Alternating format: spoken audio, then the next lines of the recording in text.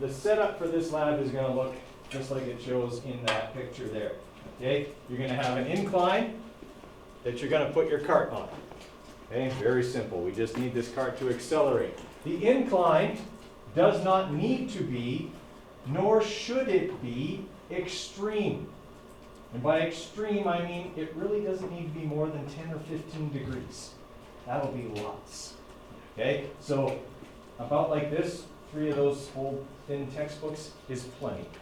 The cart will accelerate down that ramp, but it'll take it a little while to do that, and that's actually what I want. If I make this ramp really steep, the cart will be down to the bottom of the ramp in no time at all, and I won't get a lot of data. So I actually want it to accelerate a little more gradually so I get a few more data points. Everyone kind of follow me on that? So don't make it really steep. I always see people when they use the desk seat as the top of the ramp. That is way too steep.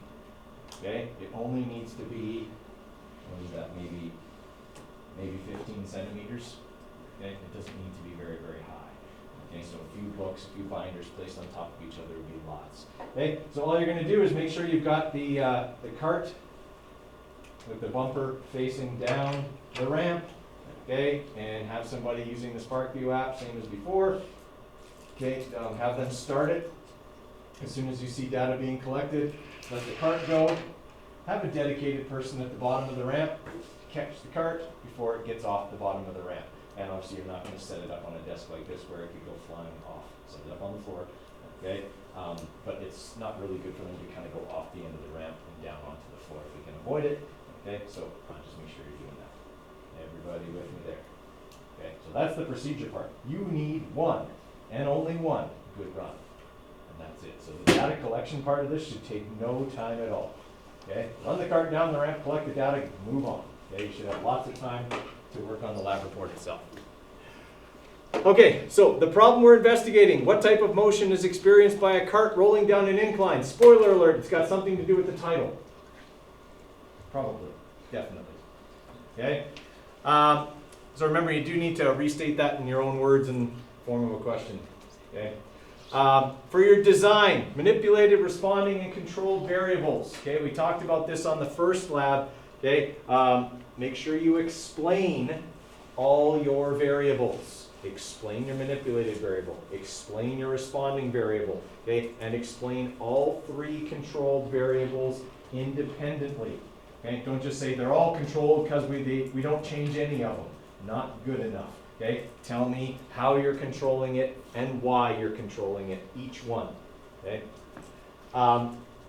Now, we talked about how you can tell your manipulated and your responding variables. You get those off of your graph. This lab actually has 2 responding variables because you are going to be building 2 graphs. Okay? You are going to be building a position versus time graph. And you are going to be building a velocity versus time graph. Okay? Which variable always goes on the x-axis? Manipulated or responding? Damn it, guys, I asked you this on the first lab. The manipulated variable always goes on the x-axis. Okay? So your responding variable, or variables if you're measuring more than one, okay, go on the y-axis. You're welcome, that should help you a little bit. Okay? But remember, you need to explain. And your explanation can't be because it's on the x-axis. That's not good enough either. Okay? Remember, you need to explain how it affects the experiment. Time affects the experiment in this way. Position affects it, or position does this. Okay? So make sure you're recognizing that and doing that explanation. Okay? For your hypothesis, okay, we need an if, and then statement. Okay? The if part is going to deal with the premise that we are working on. And the premise we're working on here is what acceleration is. So the if part of your hypothesis basically just needs to define acceleration.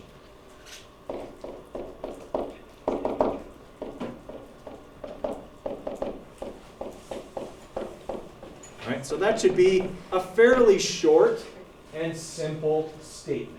Okay, we know what acceleration is. Okay, that's the if part of your hypothesis.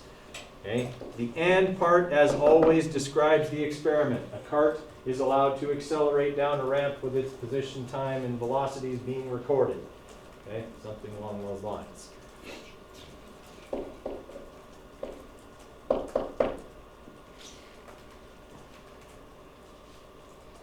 In the then part of your hypothesis, you need to be able to tell me how you will know that acceleration has occurred. Okay? And I would suggest you should predict what your graphs, plural, are going to look like. Which is why I didn't draw what they were going to look like. Okay? You should tell me, okay, you got your if part. If acceleration is blah, blah, blah, and carts run down the ramp and the stuff's recorded, then the position versus time graph will look like this. Velocity versus time graph will look like this because. Okay? Tell me about why they're going to look that way. Okay? This one's going to have this shape because this is what's going on, or this is what that graph is showing. This graph's going to look like this because it's what this graph is showing it from this perspective, and so it'll look like this. Okay? You'll notice I did actually just mime subconsciously what both graphs would look like. Okay. All right, so that's your hypothesis, if, and then. So if, define acceleration, and describe the experiment, then predict the shape of the graphs, how you'll know acceleration is occurring. Okay, so for the procedure, okay, like we said, pretty straightforward. Build a ramp, doesn't need to be very steep. Put the cart on it, start the data recording, let the cart go, catch it at the bottom of the ramp, send the data to everybody. You are going to build one position versus time graph and one velocity versus time graph in Google Sheets with your data. Okay? Now, are you going to need to trim that data like we did in the last one? Probably. Okay, I mean, you'll know what data to trim. Okay, you know what this graph should look like. Okay, so just make sure you trim that stuff out. But here's the thing you have to be careful. When you're trimming the data, you need to trim the data for both position and velocity. We need our position versus time graph and our velocity versus time graph to be over the same time interval.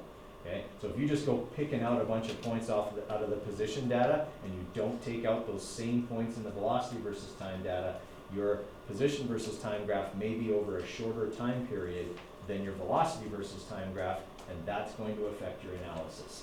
Okay, it's going to affect your analysis because question number 2 asks you to calculate the displacement of the object using both graphs. Okay, if they're over different time intervals, it's not really a fair comparison. Agreed? Okay, so make sure when you're editing your data, and I'll kind of walk through this once we have a data set, we'll walk through it. Okay, but I'll show you what I mean by taking out certain points. Make sure you take out both the velocity and the position. Okay, I'll show you what that looks like.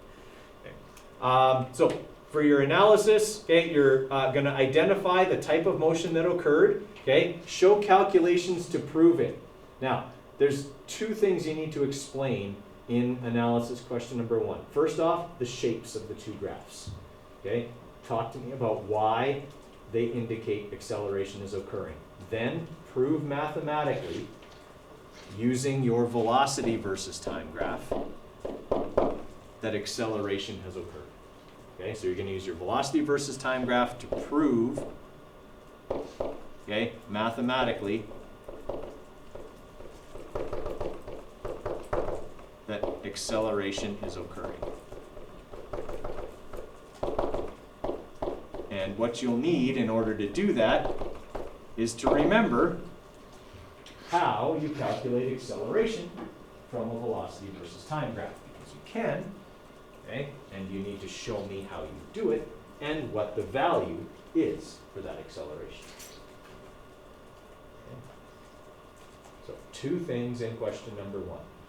Talk about how the shape of the graphs proves acceleration is occurring, and then prove mathematically calculating acceleration from your velocity versus time graph. Okay, those are the 2 things you have to do for question number 1. And then for question number 2, okay, calculate your displacement using your position versus time graph and your velocity versus time graph. Okay. All right, now you need to compare those values. Theoretically, they should be what? the same. They're not gonna be exactly the same, okay? There's gonna be experimental error in there, but they should be pretty darn close, okay? Most of the time with the equipment we have, okay, I kind of make the acceptable range 15 centimeters, which is pretty forgiving, okay? I lots of times have people who are within 4 or 5 centimeters in their calculations from both graphs, okay? If you're 50 centimeters out, you really did something wrong, okay? Because, I mean, the ramp's less than 2 meters long. If you're out by 50%, you have a percent error greater than 25%, and that's not acceptable, okay? You probably just did something wrong, okay? All right, then don't forget about your conclusion. Copy, paste your hypothesis, explain, okay, how your data proves. You're kind of going to be restating what you talked about in the analysis here, okay, in there for your accepting or rejecting. Identify your sources of error. Okay, remember what I told you last time? It's not a bad idea to have somebody in the lab video, okay, take a video of the lab, and then you can kind of go through there and see if there's any sources of error that you can pick out that might have affected your data a little bit. They will be similar to the ones you chose for the last lab because we're using pretty much the same equipment. Okay, all we're doing is inclining this instead of doing it on a flat surface. All right. Remember, you don't have to do the class discussion. We'll talk about that when I hand back the labs. Okay. Questions there? All right, so obviously, if we're doing this in as smaller groups as possible, we have 8 sets of equipment, okay, 8 carts. Please make sure you're masked up while we're doing this, okay? And try not to touch too much stuff with each other, okay? All right, if you got questions as we're going, let me know. Okay, guys, can you just listen up here for a sec? On your graph, when you're building your graphs, for the position versus time graph, you do not need a trend line. Okay? I mean, the shape of your graph kind of eliminates the possibility of a linear relationship anyway. Okay? So don't draw a trend line for your position versus time graph. You don't need one for that. You're not using the line on that graph to calculate anything. All you're using your position versus time graph to do is say whether acceleration is being shown, which you can tell from the shape of the graph, and to calculate total displacement, which you only need your position data for. You don't need a line for that graph. You do, however, need a best fit line for your velocity versus time graph. So make sure you put one on there and get the equation just like we did on the last lab, okay? Because you will need that equation for the analysis. Okay, does that make sense? Do I need to go over the data thing again here, guys? Okay. So if you're eliminating data, guys, so just in case anyone was kind of busy while I was doing that the last time, okay, if I'm going to eliminate a data point, okay, what I need to do, if I decide that my position versus time data, so I'm going to build a position versus time graph with my data first, okay, so I'm going to go insert, chart, okay, I don't want a line chart, I want a scatter plot, so it's good that it did that, so I can show you what I'm doing here. Okay, so I'm looking at this stuff here, and I'm seeing the shape I should get, okay? Slightly curved, that's good. But this data here doesn't make any sense at all, okay? This one point that's down here at 0, and then everything else starts up here, that doesn't make any sense. So what I'm going to do then, now that I've got that, is I'm going to go back into my data, and I'm going to edit out some of these points, okay? I don't want this one, okay? I probably want to start here at 0.15 seconds. So I'm going to take this one and this one out. I want to take both the position value and the velocity value for that time and get rid of them. Okay? So I'm going to delete those cells and I'm going to shift up. That pulls all my data up. Okay? With that. Now I have a blank here. I'm not sure why. I'm just going to eliminate that as well so I have the same. Actually, I already have the same time, so I'm not sure why I have that. But I'm going to delete that cell there. Okay. Now I end at the same time as I start. Sure, there's a little blank here, okay, but that's not a big deal. Okay, we still get a good shape, and we can make our graph. You guys won't have that problem. I manipulated my data before. I think and accidentally deleted some stuff I shouldn't have deleted. Okay. All right, everyone kind of follow how that works? Oliver, question? Do you put your graphs in analysis or data? You put your data in data, okay, so the chart, and then you put your graphs in the analysis. My graph says no data. Then you It's a didn't highlight highlight of anything. data.